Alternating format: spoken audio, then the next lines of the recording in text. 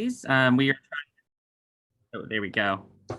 We are going to be trying to get the meeting. The meeting is going to be recorded and then recorded in other languages. We just had some translation issues. Oh, technology. First meeting of the year. So welcome to the joint DPAC DELAC meeting. DPAC is the District Parent Advisory Committee, and DELAC is the District English Learner Advisory Committee.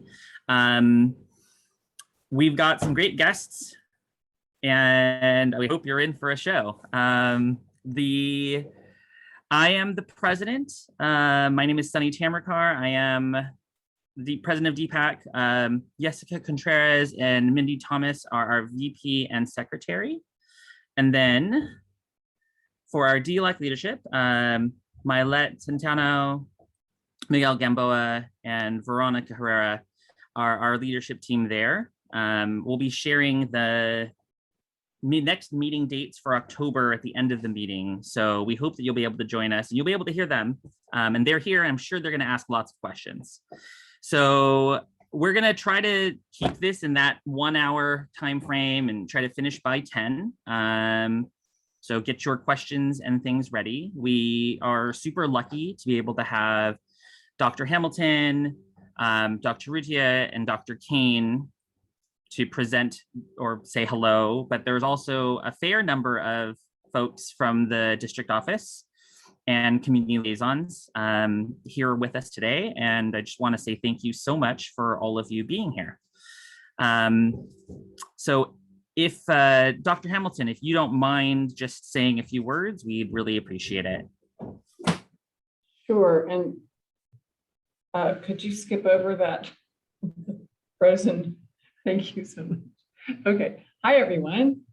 Welcome. I just want to thank you for your service.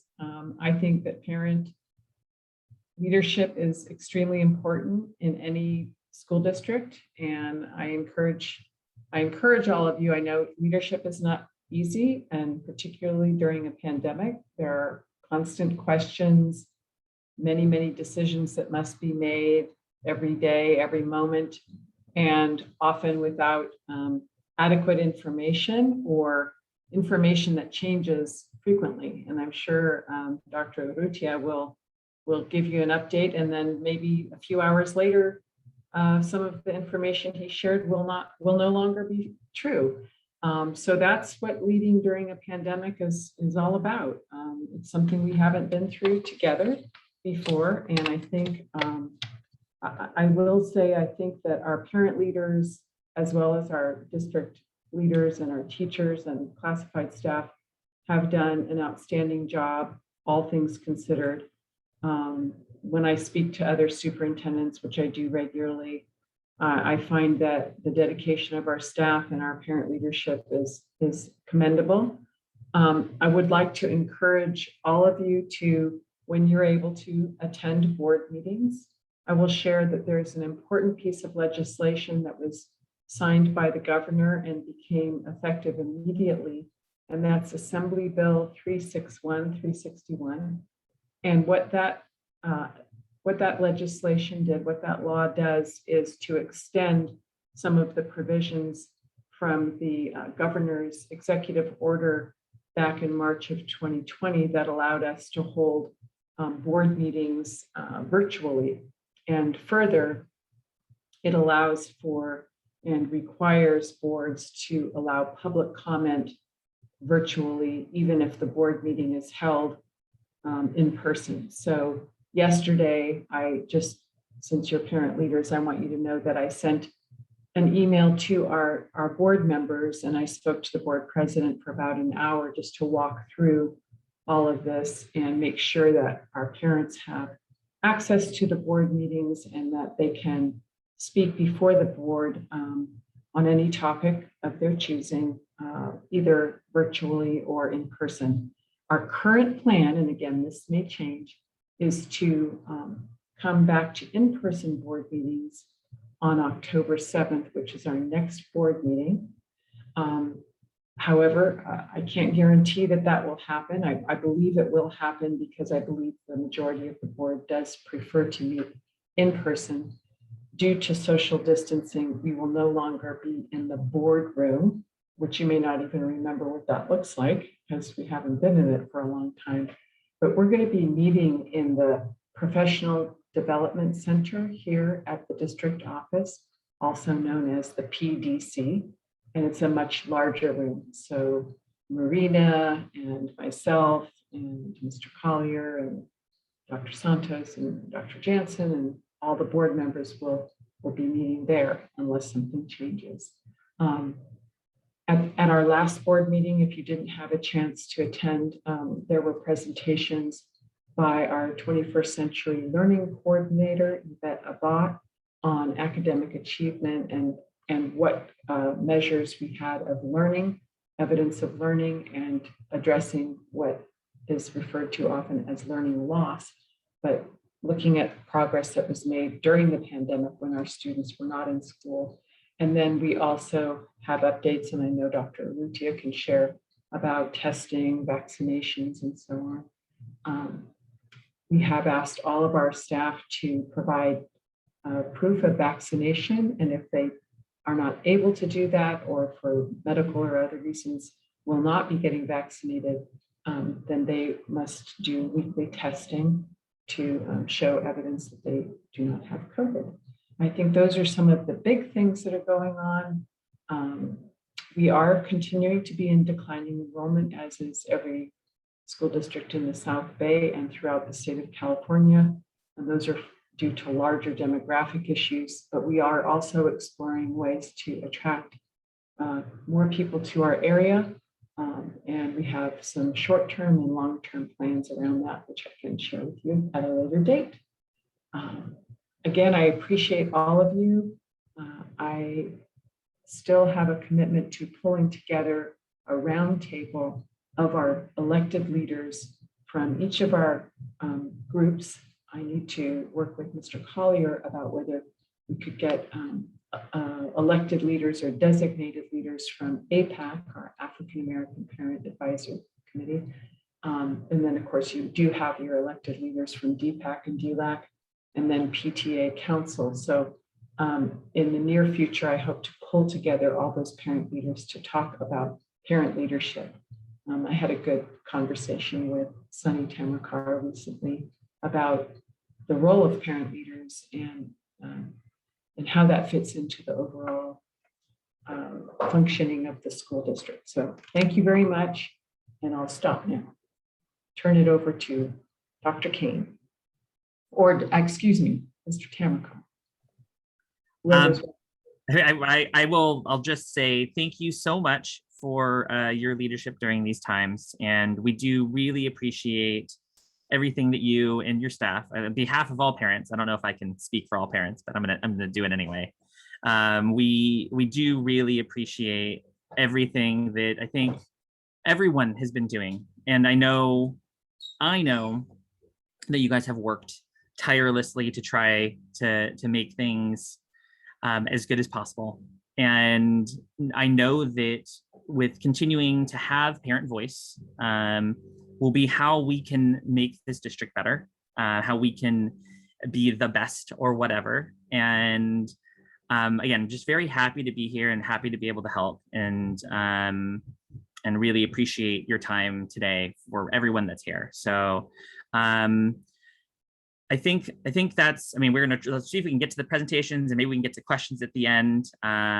So I think we'll go ahead and move on to Dr. Rutia and see if he can let us know what's going on. Oh, a lot. Good. Is it morning still? Good morning, everyone. I did want to echo what Dr. Hamilton said. You know, I wrote a dissertation on parent engagement, so I appreciate everyone's time here today. Take time out of your morning to be a part of that, and allow us the opportunity to hear your thoughts and feedback, and present some accurate information to you, so that as parent leaders you can convey that information to others. I don't have a formal presentation, but I did want to just walk through a few resources that are available on our website, just in case somebody hasn't seen those.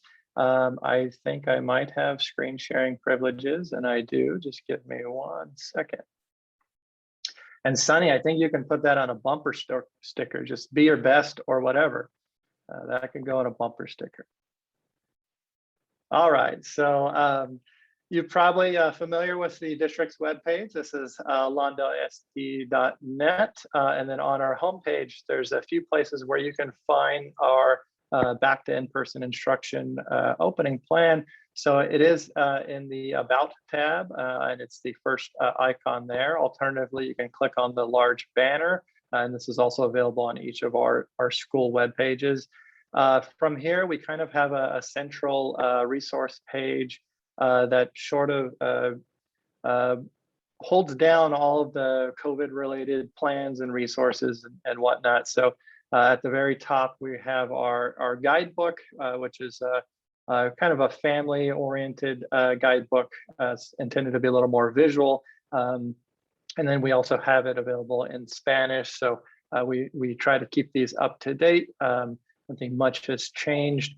And then it goes on to describe a few other kind of overview of our plan. So it is multi-layered, and then our independent study program. On the left side, there's a few other resources. I'm just going to quickly walk through those. But first, let's take a quick look at the guidebook. So pretty straightforward, message from the superintendent. Again, it was intended to be a little more visual and try to explain what the school day looks like. So that's what you see in the beginning of it. How to prepare for the school day and some recommendations. And then you get into kind of the bones of our plan. I think if you guys recall, Safe, Clean, and Ready, Ready Together is also multi-layered. It's the Swiss cheese concept, and that's a concept that you'll find in public health administration.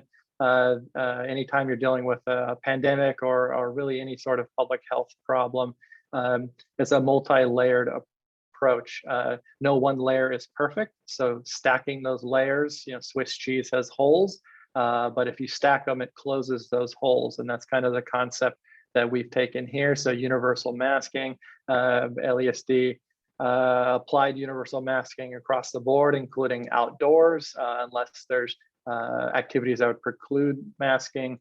Social distancing, wellness, hygiene, upgraded ventilation, etc. I'm just going to run through these very quickly. Some resources for parents on masking, and just noting that I haven't seen these lately, but I know early on folks are wearing the mask with the little valve on the side, just to note that doesn't filter out your air, and so we've been kind of aware of that.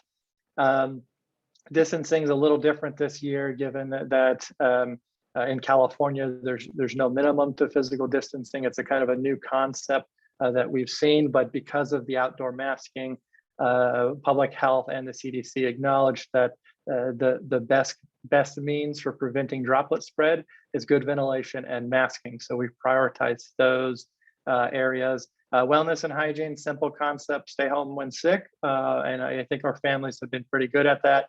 There's a few set of symptoms that we watch for when working with our younger population. So that's fever at or above 100.4, diarrhea and or vomiting, new cough.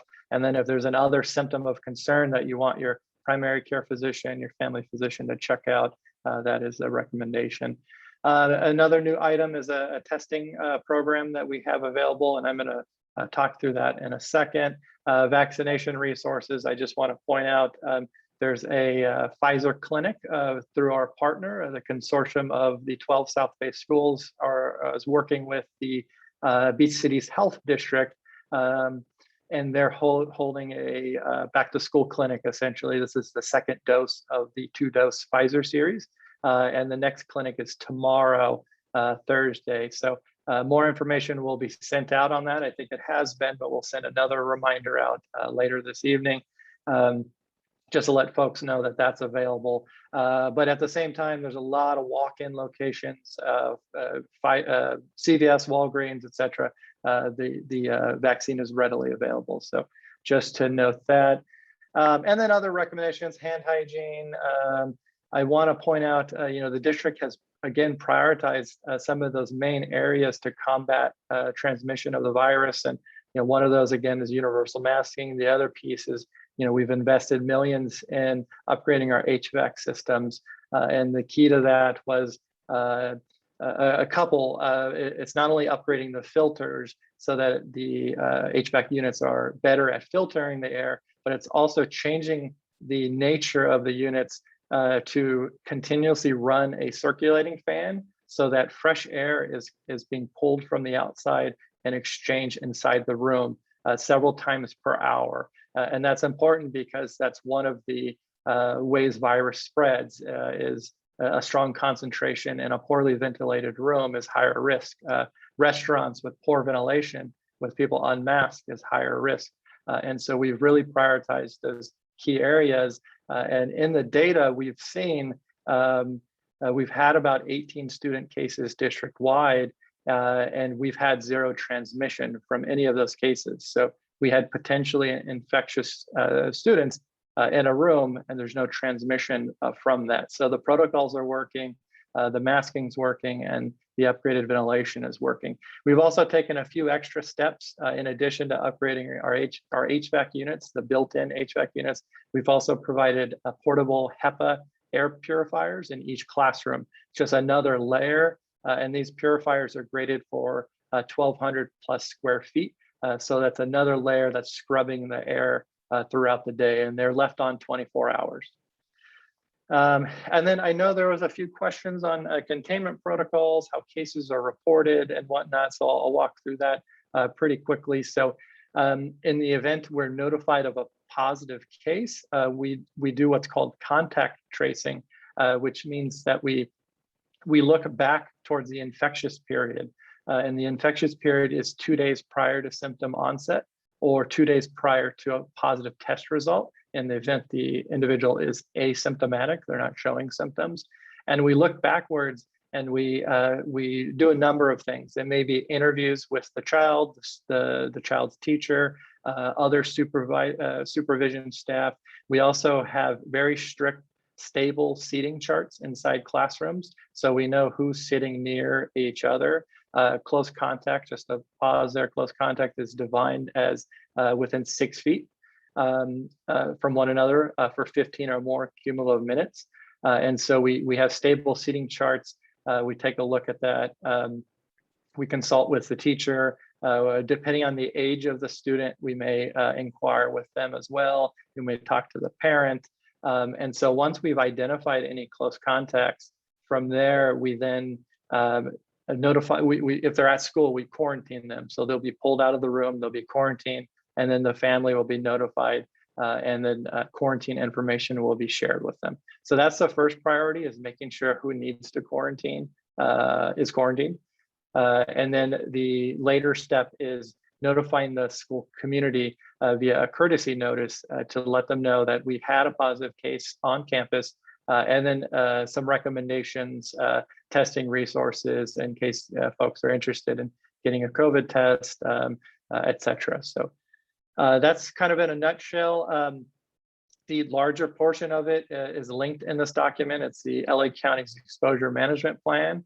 So later, if you want to take a look at that, it's a longer document that kind of outlines the steps. Sunny's smiling, so I'm sure he'll take a look at that later. And so that's it. I just wanted to walk through that. The other portion I wanted to show you is the dashboard, but I lost part of my screen here. And so going back to this page. So these are a couple of main resources that I wanted to point out. So wellness screening, these are just resources for parents. If you're not sure, there's a couple of questions to ask each day. I'm sure you've seen these signs that are school side, and I know we've sent this out a few times in the superintendent's message and whatnot, but it's those four main symptoms: flu, cough, fever, diarrhea, vomiting, that we're really looking for. Public health is closely watching these symptoms in the education sector to make sure that they are the ones we want to look for, and they reaffirm that these are what we want to look for. So we pay pretty close attention to public health and their reaction to that. And just a comment, you probably heard this before, but we've had a weekly phone call with Dr. Ferrer from the LA County Department of Public Health. She's the director, as well as Dr. Gilchek, who's the Child Adolescent Section Chief for the LA County Department of Public Health, and all 80 LA County superintendents participate and their cabinets participate in that call, and it gives us direct access to ask clarifying questions regarding our protocols and ensure we're applying the best practices and the latest practices for COVID-19 mitigation. It goes through what to do if you have symptoms of COVID, if you had close contact, if family member had somebody over and they were close contacts, etc. And then there's another document that's really our nursing team uses, but we've published it on our webpage as well, as a decision pathway that sort of helps you make decisions regarding what to do if you think you might have COVID-19 and the next steps thereof, if you test negative or positive, etc. So that's included there. And then the last thing is just an awareness regarding current travel advisories. So in the United States, the CDC has requirements and recommendations for vaccinated and unvaccinated for domestic travel and international travel. So it's part of awareness, just so folks are aware of that. Want to go backwards to the original page, go through our COVID testing info. So again, we've partnered with the LA County Department of Public Health, LA County Office of Education, and brought on a testing partner via Fulgent. And we are offering not only COVID testing, but also influenza A and B screening testing. And that's going to start a little over an hour. I'll have to head over there and make sure we get set up. But we do have some new signage as well to let folks know that that is available. I think we've settled on a location for this first testing program. And that's at Will Rogers. It's in the Bollinger Gym parking lot. So it is outdoors. And you can kind of see on the map here, it's off to that little side street. It's a large parking lot. There's been plenty of parking since I've been there. It's pretty close to a lot of our schools, so it is walkable. And then notice it is in a kind of a grassy area there. So it is outdoors. It's working pretty well. I do strongly encourage folks to pre-register. It just saves a lot of time if you've already pre-registered. We'll send out the links a few more times for folks to continue to pre-register if they haven't already. You only have to do it once. And so it's Wednesdays, 11 to 6:30. The hours were adjusted. We did have some parent feedback that were interested in going, but they got off work at 5 p.m., 5:30. We have some students that go to RAP and whatnot. And so that gives an opportunity for parents to reach the site. And then there's a list of questions, and this is regularly updated. As I receive new questions, we add them here. The latest is we've had a few challenges with obtaining your results. And so Fulgent does have a live chat feature on their website, as well as a hotline number that could be called for anyone that's having challenges obtaining their results or have any Fulgent related questions. Going backwards one more time, some vaccine resources that takes you to the LA County site. Again, that's readily available throughout the community, as well as some factual information if you're exploring reasons or questions and answers regarding any of the three vaccines, Moderna, Pfizer, or Johnson & Johnson. Speaking of which, I'm sure you've seen in the news, booster shots. The FDA panel reviewed this information on Friday, and the CDC is reviewing it. I believe it's today or tomorrow, and we'll see if there's any recommendations regarding booster shots for the Pfizer vaccine. We may see a booster shot for Moderna. I know they're submitting data or recently submitted data. And then I know Dr. Fauci was quoted as saying we may see emergency use authorization for the 5 to 11 age group in the next coming weeks. So stay tuned for that if you're interested in the vaccine access. Next thing is the dashboard. So again, that's linked on our page. I just want to note that this is data within a 14-day period. It's not cumulative. And the reason why we look at a 14-day period is because that's how public health measures active cases on a school site. They look at a number of factors. It's called epidemiologically linkages. And in short, it means sharing of time and space within a 14-day period. And that helps to measure things like if an outbreak is at risk, or if public health needs to come in and consult on protocols. And so to date, we've not seen subsequent transmission or any epi links from any of our cases. But again, you can find the current active student cases and staff cases across the district, as well as a few questions regarding how is it communicated, et cetera. But that is available on the COVID dashboard page. I'm going to go backwards one more time. And then there's a frequently asked questions page that kind of goes through, breaks it down by section. So masking, social distancing, hygiene, ventilation, et cetera. So that is available all on our website.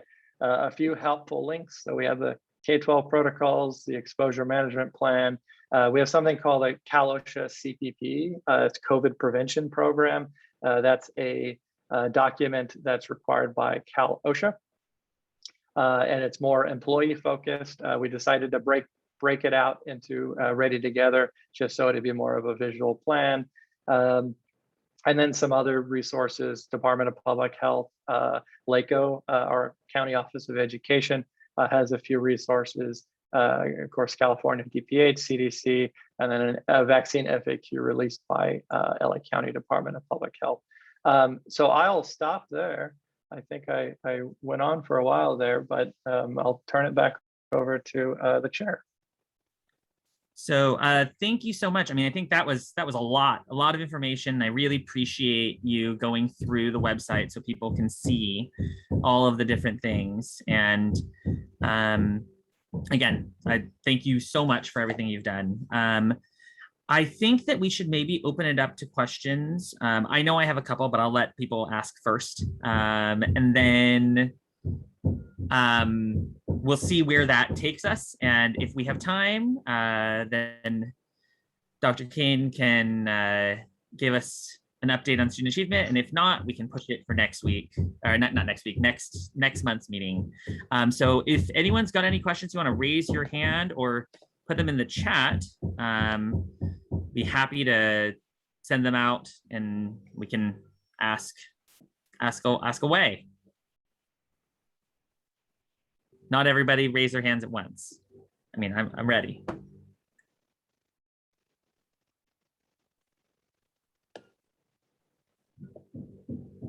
Okay, well, go ahead. No, that means I did well. Yeah, I mean, there was a like 10 of my questions got knocked down. You did a really good job. So my question, I guess I have two parts to it. One is in terms of PTA, or in terms of parents just wanting to volunteer in general, or doing events, or doing, I don't know, I mean, any of it on campus. What is it looking like right now? I know that we were going to wait 6 weeks and kind of wait on the numbers, but what's the trend line? What do you got for me? Yeah, I'm glad you asked that. You know, there's a question that I've probably been asked a lot. I think if you asked me in June, I probably would have had a different answer. Today, you know, with the Delta variant that took hold in LA County, we are where we are. The cases are higher in LA County, but I have to say there's very good news. In LA County released data regarding the positivity rate, particularly in schools, and we've seen it in a downward trend. And you probably saw that California is one of a couple states, I think 3, that are going down, and that's a good thing as we head towards, you know, the winter flu season, et cetera. And so I think we may be able to re-explore the protocols for visitors on campus. One thing we want to consider, though, is the governor's mandate regarding vaxxer test is another little protocol that we'll have to look at as it relates to volunteers and visitors, et cetera. We've asked this question to public health, you know, albeit it was a couple of weeks ago. They still recommended that we limit visitors on campus. So what I can do is take that question back to public health and see if they're thoughts have changed on it. I'd rather them answer that question. Again, our goal is to avoid the potential for positive cases on campus and avoid the potential for new exposures when they're not absolutely necessary. But at the same time, it's a balancing act between we have, external groups, we have activities that potentially could happen. So I will look at that again, and I will consult with our public health contact and see if that's something we can adjust in terms of volunteers, visitors, et cetera, on campus. Fantastic. Again, that's great. And again, if if they're vaccinated or tested or whatever, because as much as I enjoy doing this from my home, it would be really nice to do it in person, spread apart, and actually see you all physically. So that would be fantastic. And then I had one more question about the kids and how they're like, if sickness, I don't know who to ask this question to, but if sickness in general is down, I mean, I know we've had what, like a month of school, but is the masking, is all of this stuff that we're doing causing our attendance rates to be better or worse? Or, I mean, are we the same? How is that all shaken up? I like that question. Just my personal anecdotal experience, I've not had any kind of cold or anything since this all started. So I have to say that the masking, the focus on ventilation and all that has to be working to some regard. I've not heard of any flu cases or anything like that. There's still flu shot is available. They're still recommending you get the flu shot, but I would think the same applied. I mean, just the investments that we've made in our ventilation, the higher filtration rate, the higher ventilation rate, more fresh air being cycled in, higher purification, et cetera, have to have a long-term impact. If we take COVID out, I think this would have a longer-term impact on just colds and things inside the classroom. When I was at a school site, the first 6 months I started, I think I was sick every month. I had a different cold every month. And so I've not heard a lot of that, but in terms of attendance data, we'd have to get back to you on that. I don't quite handle attendance data, but I'm sure we can check with student support services and see if they have any thoughts on that question. Perfect. Thank you very, very much. All right. Anyone else? We can put your question in the chat. Anyone else have any other questions? I don't want to dominate with all of my questions. I can just send Dr. Rutia an email. I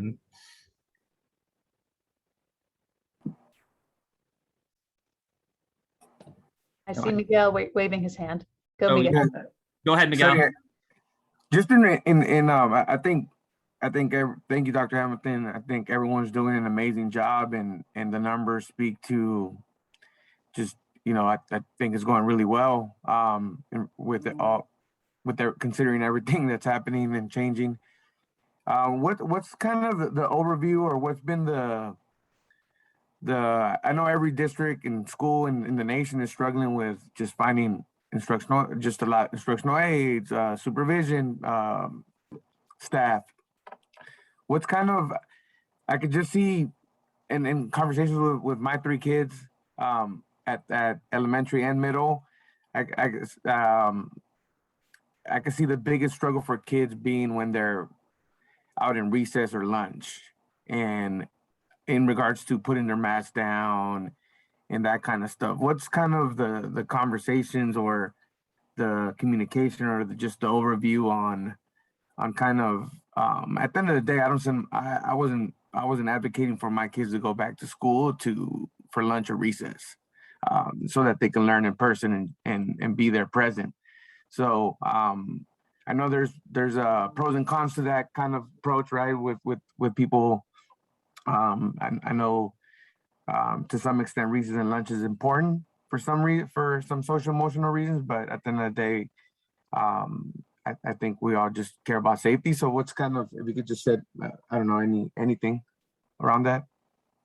Yeah, I mean, I could talk to the outdoor safety portion. I don't know if we've not made it to all the sites, but we have upgraded our outdoor furniture to allow for more outdoor seating. Obviously, there's a lot more ventilation outdoors, and then us going, above and beyond in suit with districts like LA Unified, Santa Monica, Malibu, San Diego, requiring outdoor masking, except for times where obviously you're eating or drinking. In terms of like mask compliance, I have to say from my own personal observations, students have been really good with mask compliance. And I've heard this at the high school district as well. The students have them on, they're great. I was worried about our little ones, our TKers and our Kers. And, walking around, it's actually kind of impressive how well they do with the mask. And so I've not heard that being an issue. Dr. Jansen or Dr. Hamilton, did you want to touch on the staffing portion of that? Dr. Hamilton's muted, so maybe I'll, and she already had her speaking time, so maybe I'll share. Yeah, I think we know from all the help wanted signs we see in every business we go to, staffing has been challenging. And Mr. Gamboa, the positions you mentioned are some of the most challenging positions for us because they're the lower paid positions. So they've undoubtedly been challenging. I think one thing that I want to really credit our human resources department for is making sure all of our certificated positions were filled. I know, in some neighboring districts, they have a number of classroom teacher positions that were unfilled at the beginning of the year. So, credit to our human resources department. And also we have a really nice salary schedule that we were able to get all of our certificated teaching positions filled, which would have been a significant challenge, obviously, to try to staff that with subs. But also credit to our human resources department for trying to be creative in filling those student supervision assistant positions. They've kind of changed their strategy. They've done a lot more community outreach. We're really trying to get parents and family members to take those positions on, perhaps, stay-at-home moms, stay-at-home dads who just want to work a couple of hours, who might want to be, more connected to the school.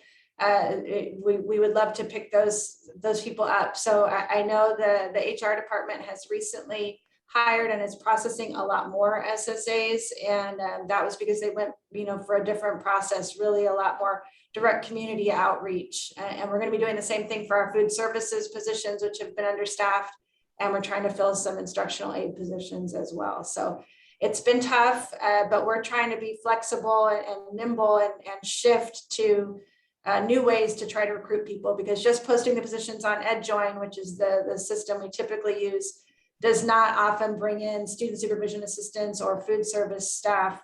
So we really want to tap into the Lawndale community, and any help that anyone here can provide would be great in talking to other people, or if there's an aunt that lives at home, or an uncle or a grandma that's looking for a couple hours of work, we would welcome them. It's a win-win for us to fill the positions and to fill them with people that live here in Lawndale, which we would love to do. So you bring up a really good point, and it's been a challenge for us, but I think we've been more successful than other districts, and we will continue to adjust our hiring practices to try to bring more people in.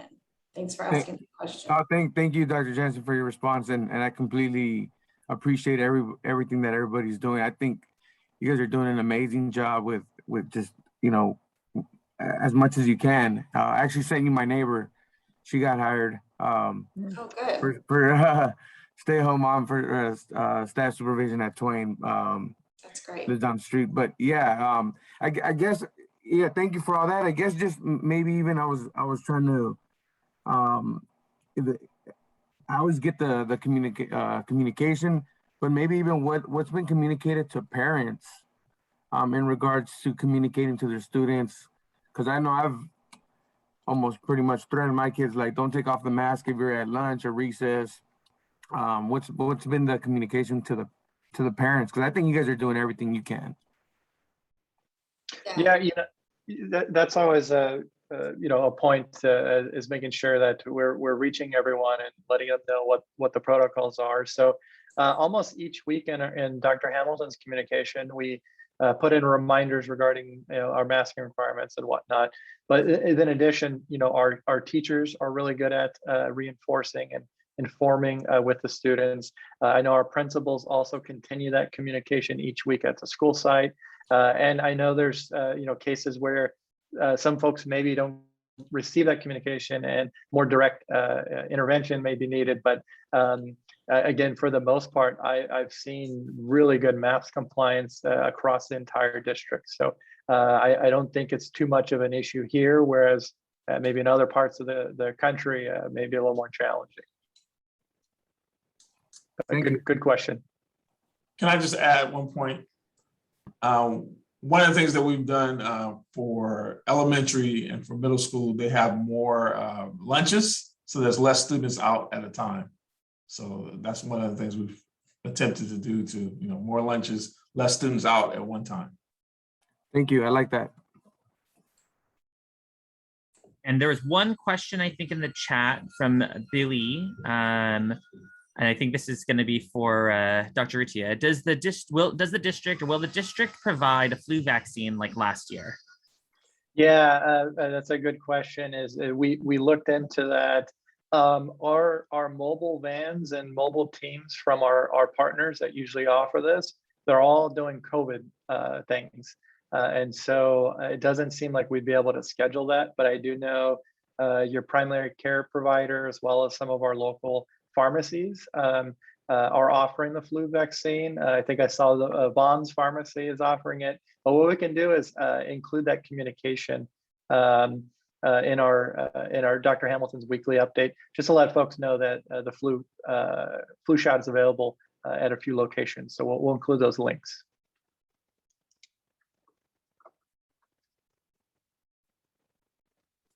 Good morning, everyone. I just wanted to add on a bit to the information that Mr. Gamboa was asking in regards to communications going out to our families.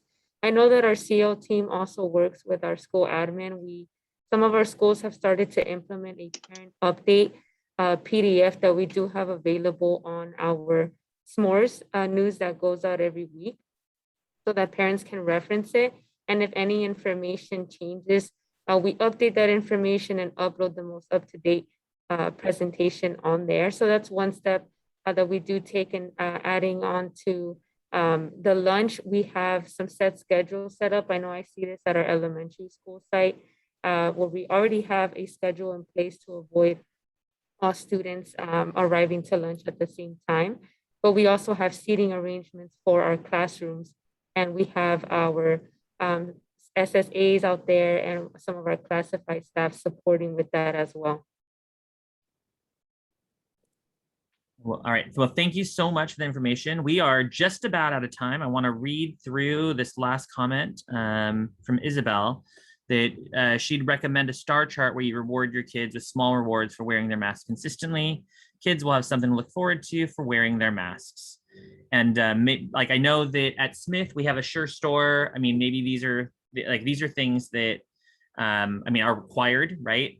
But these are things that I think the schools could try to implement, and as parents can implement too at home. The other thing that I will say about masking, and that I'll ask all parents to do, is that during drop-off, like, model what you want your kids to do, right? So if you're asking, they are being asked to wear their masks outdoors, that means that we all should be wearing our masks outdoors too, to show them that that's what they're supposed to do. Again, especially during drop off and pickup times, especially. I imagine that'd be really helpful. And imagine something that the district can't be like, you're required to do that because they're technically not on school property. So I think we're going to wrap it up for today. If anyone has any additional comments or questions, you can message me. I'll put my email in the chat, or anyone here, and we'll be happy to talk to you. And starting next, there's a school board meeting on the 7th. You should join. And again, you can leave comments apparently again and do it all virtually. So that's great. We're going to have our next, there's kind of 3 big meetings district wide. We have an APAC meeting on October 15th. I think it's at 5:15.